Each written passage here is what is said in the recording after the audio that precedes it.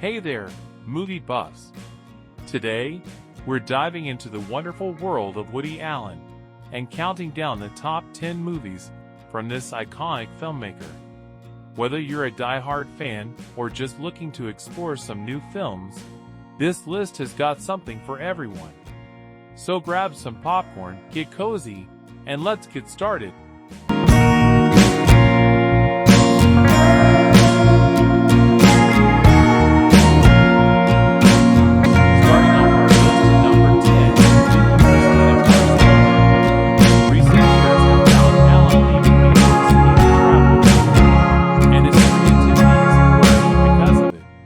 Vicky Cristina Barcelona. He journeys to Spain for a sensual and satiric story about two college students, Scarlett Johansson and Rebecca Hall, who fall under the spell of a charismatic painter, Javier Bardem, while traveling abroad during the summer. Penelope Cruz won the Oscar as Best Supporting Actress for playing Bardem's fiery, unstable ex-wife, who brings complications to his new affair.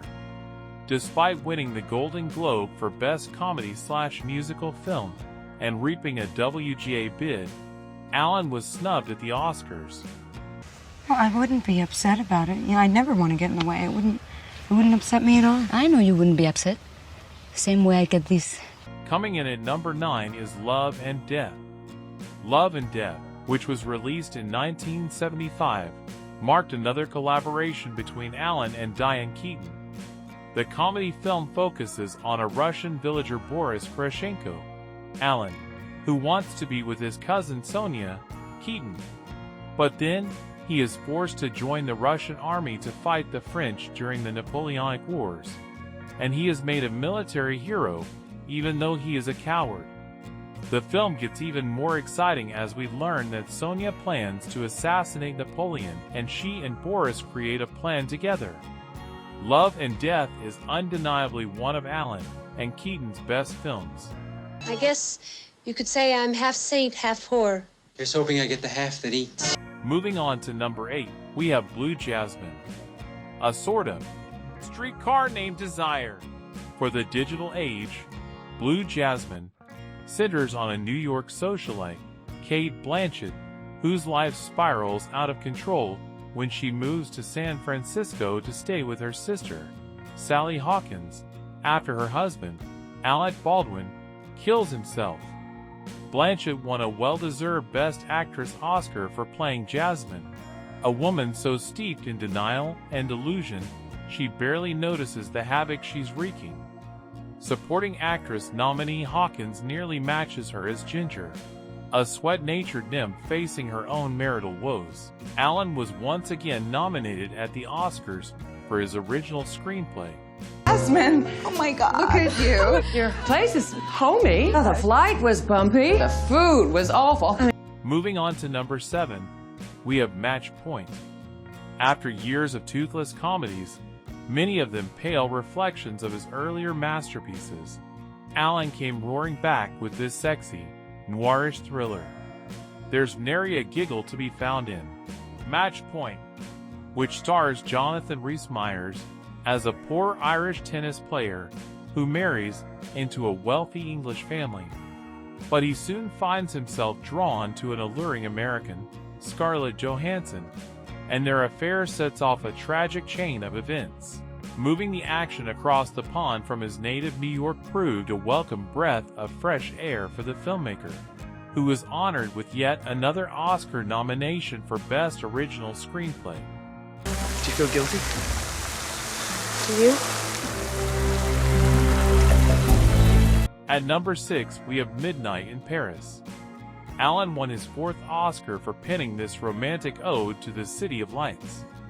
Owen Wilson stars as a nostalgic screenwriter vacationing in Paris with his fiancée, Rachel McAdams.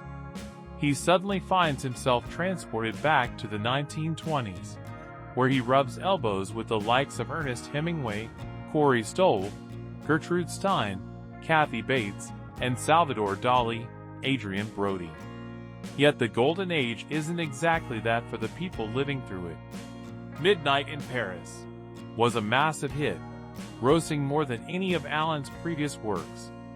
In addition to his screenplay victory, he also contended for directing.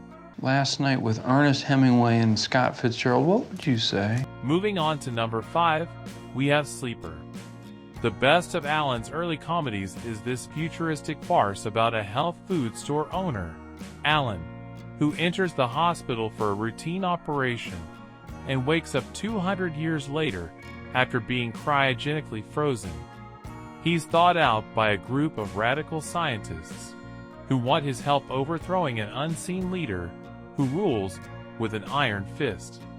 Diane Keaton co-stars as a socialite who believes the world is great as is, until she goes on the run with Allen, that is.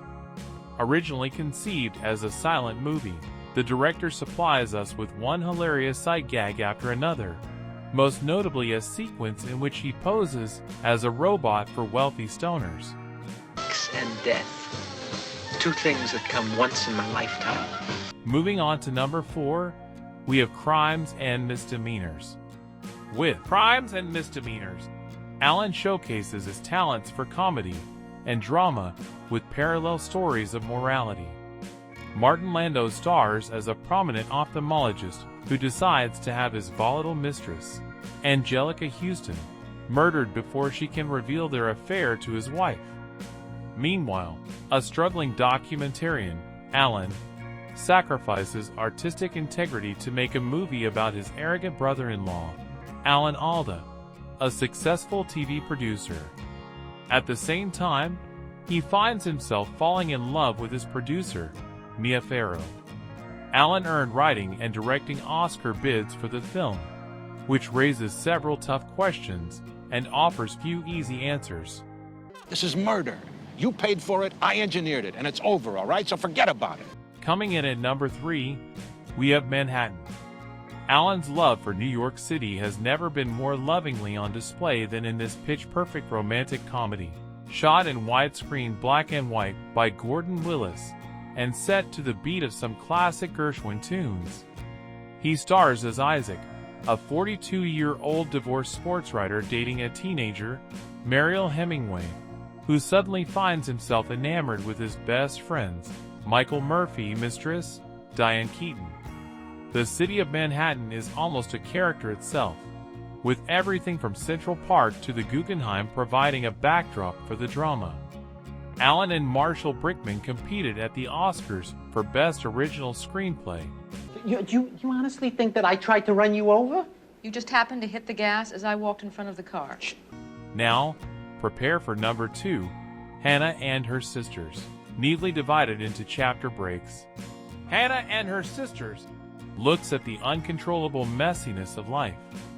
Allen's Oscar-winning script about 3 sisters, Mia Farrow, Barbara Hershey, Diane Wiest, and their family is pretty close to perfection in creating sharp, three-dimensional characters struggling with their own destinies. Michael Caine won supporting actor for playing a man desperately in love with his wife's, Farrow, sister, Hershey, while Wiest won supporting actress as the perennial black sheep. Allen, who also appears as a man afraid of dying, contended for directing this crowd-pleaser, which was also nominated for Best Picture. I resisted so many times. Don't think badly of me. And finally, number 1 is Annie Hall. With Annie Hall, Allen moved into more mature filmmaking after establishing himself as the premier joke maker. At the same time, this small-scale story about a New York comedian, Allen, and an eccentric lounge singer, Diane Keaton, broke the mold for romantic comedies, bringing a darker and more realistic edge to the genre. That's not to say it's without its flights of fancy, some of them the best gags of Allen's career. Yet it's Keaton's Oscar-winning performance as the sweet, quirky Annie that makes this one sing. Allen took home prizes for writing and directing, and the film became one of the few laugh fests to win Best Picture. You're like New York Jewish left-wing liberal intellectual, Central Park West, Brandeis University, the socialist summer camps, and the... So there you have it, folks, the top 10 Woody Allen movies that you absolutely need to add to your watch list. Whether you're a fan of romantic comedies, intense dramas, or thought-provoking thrillers, there's something for everyone in Alan's diverse filmography. So grab some popcorn, dim the lights, and get ready for a cinematic journey through the mind of one of the greatest filmmakers of our time.